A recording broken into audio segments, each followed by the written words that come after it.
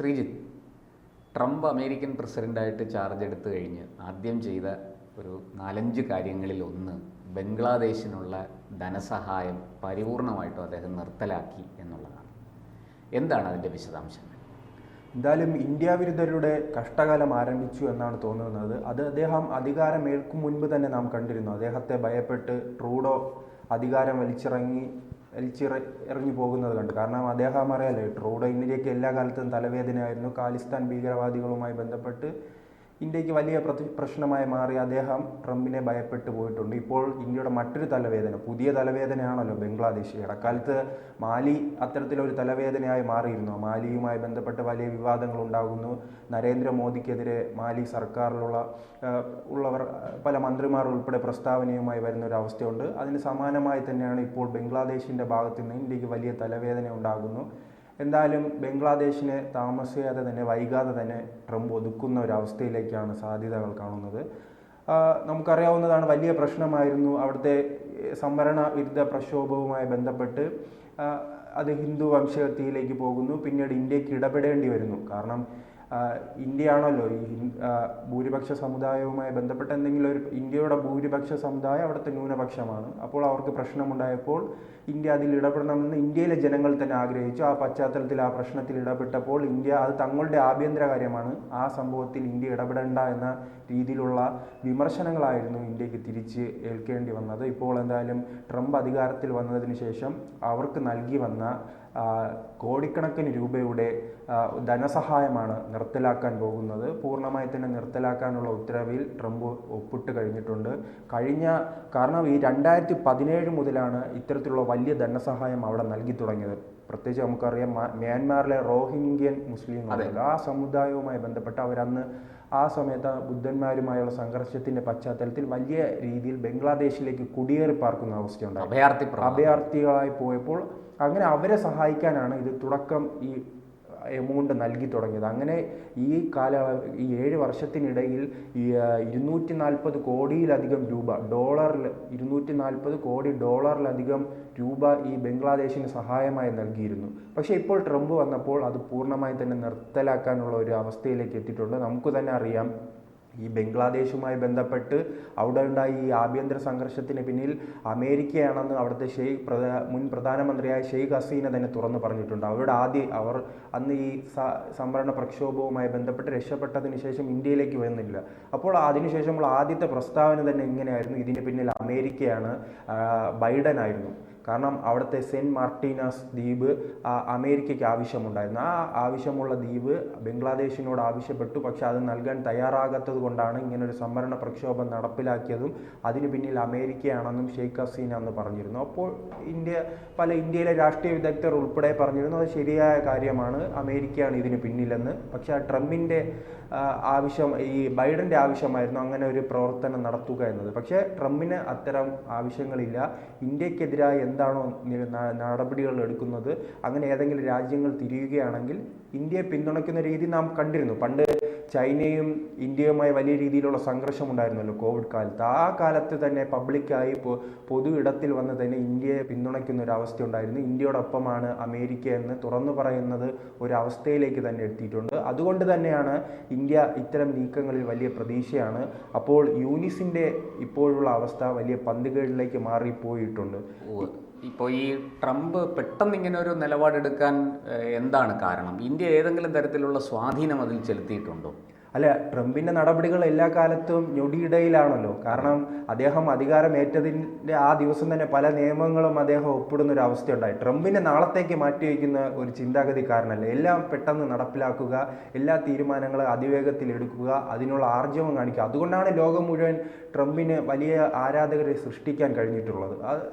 ചേട്ടൻ ശ്രദ്ധിച്ചാൽ തന്നെ മനസ്സിലാവും. കാരണം നാമെല്ലാം ചിന്തിച്ചുകൊണ്ട്, എല്ലാവരും രാഷ്ട്രീയ വിദഗ്ധർ ഉൾപ്പെടെ ചിന്തിച്ചതാണ് ട്രംപിൻ്റെ ആദ്യ ദിവസത്തെ തീരുമാനം എന്താണ്, ആ രീതിയിലാണ്. അങ്ങനെ അദ്ദേഹം പ്രതീക്ഷിക്കുന്ന ആ തീരുമാനത്തിൽ തന്നെ എത്തുന്നു. കാരണം അതിന് ഏറ്റവും ഞെട്ടിക്കുന്ന കാര്യം ട്രാൻസ്ജെൻഡറുമായി ബന്ധപ്പെട്ട് വലിയ തീരുമാനങ്ങൾ വരുന്നു. അതിനെ എതിർക്കുന്നവരുമുണ്ട്, സപ്പോർട്ട് ചെയ്യുന്നവരുമുണ്ട്. പക്ഷെ അദ്ദേഹം എതിർക്കുന്നവരെ വലിയ രീതിയിൽ പരിഗണിക്കാറില്ല. അതുകൊണ്ട് തന്നെയാണ് അദ്ദേഹം ഇപ്പോൾ വിവാദങ്ങളൊന്നും അദ്ദേഹത്തിന് ഒരു പ്രശ്നമേ അല്ല, അദ്ദേഹം മുന്നോട്ട് പോവുകയാണ്. അത്തരത്തിലൊരു തീരുമാനമായിരുന്നു ഇപ്പോൾ ബംഗ്ലാദേശുമായി വരുന്നത്. എന്തായാലും ബംഗ്ലാദേശുമായി ബന്ധപ്പെട്ട് ബംഗ്ലാദേശ് ഇന്ത്യക്ക് ഞാൻ ആദ്യം തുടക്കം സൂചിപ്പിച്ചതുപോലെ തന്നെ വലിയ തലവേദനയായി മാറി. സൃഷ്ടിക്കുകയാണ്. കാരണം ഈ ഇന്ത്യയും 1971 ഒരു യുദ്ധത്തിന്റെ പശ്ചാത്തലത്തിലാണല്ലോ ആ രാജ്യം ഇന്ത്യയുടെ സഹായത്തോടെ രൂപീകരിക്കുന്നു. അതിനുശേഷം ഇന്ത്യയുമായി നല്ല സൗഹൃദമുള്ള ഒരു രാജ്യമായിരുന്നു. ഇന്ത്യയുടെ വ്യാവസായികമായി മറ്റ് സഹായങ്ങളുമെല്ലാം ഏറ്റുവാങ്ങി വളർന്നു വന്ന രാജ്യമായിരുന്നു. പെട്ടെന്ന് ഇന്ത്യക്കെതിരെ തിരിയുന്നു. അതോടൊപ്പം തന്നെ ഏറ്റവും തമാശ രൂപേണയുള്ളത് ഈ യൂനിസിന്റെ വലങ്കൈകളായി പ്രവർത്തിക്കുന്ന പലരും പറയുന്നത് ബീഹാറും അതോടൊപ്പം തന്നെ ബംഗാളും ഉൾപ്പെടെയുള്ള പല പ്രദേശങ്ങളും തങ്ങൾക്ക് അവകാശപ്പെട്ടതാണെന്ന തമാശ രൂപേണയാണ് ഇന്ത്യ അതെടുത്തിട്ടുള്ളത്. കാരണം നോ കമൻസ് എന്നാണ് ജയശങ്കർ തന്നെ പറഞ്ഞിരിക്കുന്നത്. അങ്ങനെ ഇന്ത്യക്ക് തലവേദനയായി മാറിയ ഇന്ത്യയുടെ ചില ഭാഗങ്ങൾ തങ്ങൾക്ക് അവകാശപ്പെട്ടതെന്ന് പറയുന്ന, അതോടൊപ്പം തന്നെ അവരുടെ കുടിയേറ്റക്കാർ അഭയാർത്ഥികൾ ഇന്ത്യയിലേക്ക് നിരന്തരം കടന്നു വന്നപ്പോഴും ഇന്ത്യ അത് വളരെ വലിയ കാര്യമായി എടുത്തിരുന്നില്ല. പക്ഷേ ഈ പ്രശ്നങ്ങളുടെ എല്ലാം പശ്ചാത്തലത്തിൽ ഡൽഹിയിലും ഉൾപ്പെടെ തമിഴ്നാട്ടിലും ഉൾപ്പെടെ പല പ്രദേശങ്ങളിൽ റെയ്ഡ് നടത്തുകയും അതോടൊപ്പം തന്നെ അതിർത്തി പ്രദേശങ്ങളിൽ മുള്ളുവേലി കെട്ടുന്ന ഒരു സാഹചര്യം വരെ ഉണ്ടായിട്ടുണ്ട്. അങ്ങനെ ഇന്ത്യ വളരെ ജാഗ്രതയോട് തന്നെ അതിർത്തി നിരീക്ഷണം വളരെ ശക്തമാക്കി ഇന്ത്യ. അതോടൊപ്പം തന്നെ മുള്ളുവേലി കെട്ടുന്ന ഒരു സാഹചര്യം ഉണ്ട്. അതിനെ എതിർക്കുന്ന, അതിനെ ഇന്ത്യൻ ഹൈക്കമ്മീഷണറെ നേരിട്ട് വിളിച്ച് എതിർക്കുന്ന ഒരു സാഹചര്യത്തിൽ വരെ എത്തിയിട്ടുണ്ട്. ബംഗ്ലാദേശ് എത്തിയിരുന്നു. പക്ഷേ ഇനി എന്തായാലും ഒന്നാതെ പട്ടിണിയും പരിവെട്ടുമായി രാജ്യം മുന്നോട്ട് പോവുകയാണ്. നമുക്കറിയാം ഷെയ്ഖ് ഹസീനയുടെ ഭരണകാലത്ത് ഇന്ത്യയേക്കാൾ മികച്ച രീതിയിൽ ഈ തുണി വ്യവസായവുമായി ബന്ധപ്പെട്ട് വലിയ കയറ്റുമതി ഉണ്ടായിരുന്ന ഒരു രാജ്യമായിരുന്നു. നമുക്കറിയാം ധാക്കയിലെല്ലാം വലിയ രീതിയിലുള്ള പുരോഗതി ഉണ്ടായിരുന്ന ഒരു രാജ്യമാണ്. പക്ഷേ ഈ ജമാഅത്തെ ഇസ്ലാമി ഇളക്കിവിട്ട ഒരു സംവരണ പ്രക്ഷോഭം അത് ആ രാജ്യത്തെ സാമ്പത്തികമായി വളരെയധികം തകർത്തിരിക്കുകയാണ്. പല രാജ്യത്ത് പട്ടിണിയും പരിവെട്ടുമായി മാറിയിരിക്കുന്നു. അങ്ങനെ ഒരു സാഹചര്യത്തിലാണ് ഈ കോടിക്കണക്കിന് രൂപയുടെ ഈ സാമ്പത്തിക സഹായം നിർത്തലാക്കുന്നത് ആ രാജ്യത്തെ വലിയ രീതിയിൽ തന്നെ ബാധിക്കും. അവിടുത്തെ സാധാരണക്കാരായ ജനങ്ങളെ ബാധിക്കും. എന്തായാലും യൂനിസ് പറയുന്നത് അടുത്ത വർഷത്തോടു കൂടിയാണ്, എന്ന് പറഞ്ഞാൽ 2026 മാത്രമായിരിക്കും ഇനി ഒരു തിരഞ്ഞെടുപ്പ് ഉണ്ടാകുക എന്നാണ് അദ്ദേഹം ആദ്യം അവകാശപ്പെട്ടിരിക്കുന്നത്. എനിക്ക് തോന്നുന്നു ഇനിയുള്ള കാലത്ത് മുഹമ്മദ് യൂനിസിന് പിടിച്ചു നിൽക്കാൻ കഴിയില്ല. അദ്ദേഹം നേരത്തെ തന്നെ തിരഞ്ഞെടുപ്പ് നടത്താനുള്ള സാധ്യതയുണ്ട്.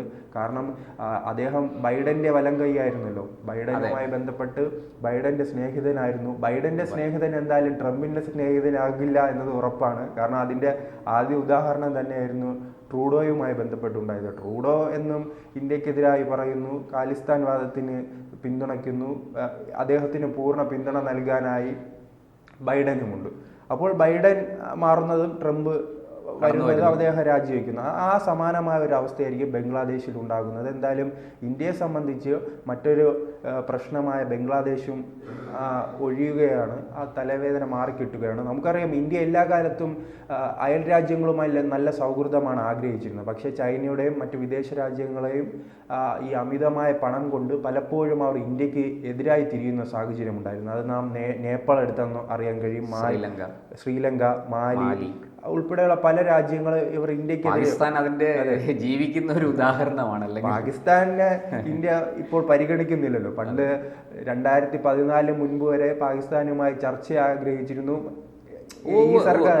ഈ സർക്കാർ വന്നപ്പോൾ. അങ്ങനെയാണല്ലോ പറഞ്ഞത്, ഒരു സൈഡിൽ കൂടെ യുദ്ധവും മറു സൈഡിൽ കൂടി ചർച്ചയും വേണ്ട എന്ന രീതിയിലുള്ള തീരുമാനത്തിലേക്ക് എത്തിയിരുന്നു. മുൻകാലങ്ങളിൽ നമുക്കറിയാം ഒരു സൈഡിൽ ചർച്ച നടക്കും, മറു സൈഡിൽ ആക്രമണങ്ങൾ നടക്കും. ആ രീതി അതുകൊണ്ട് ഈ കഴിഞ്ഞ 10 വർഷമായി ഇന്ത്യ സർക്കാർ തന്നെ പാകിസ്ഥാനെ പരിഗണിക്കുന്ന ഒരു സാഹചര്യമില്ല. അതുകൊണ്ടാണ് ഞാൻ പാകിസ്ഥാന് മനഃപൂർവ്വം തന്നെ ഒഴിവാക്കിയത്.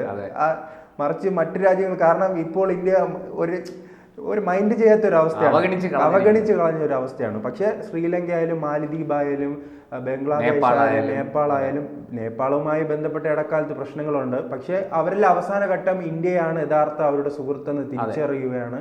അതുകൊണ്ട് തന്നെയാണ് ഏറ്റവും അവസാന ഘട്ടത്തിൽ മാസങ്ങൾക്ക് മുൻപാണ് മാലിദ്വീപും ശ്രീലങ്കയുമെല്ലാം ഇന്ത്യയുമായി പഴയ സൗഹൃദത്തിലേക്ക് മടങ്ങി വരുന്നതും. ആ രീതിയിലേക്ക് തന്നെ ബംഗ്ലാദേശും മടങ്ങി വരും. കാരണം ഇന്ത്യയെ എതിർത്ത് അവർക്ക് ഏഷ്യ എന്ന ഭൂഖണ്ഡത്തിൽ ഉള്ള ഒരു രാജ്യങ്ങൾക്കും ഇന്ത്യയെ എതിർത്ത് അധിക നാൾ പിടിച്ചു നിൽക്കാൻ കഴിയും.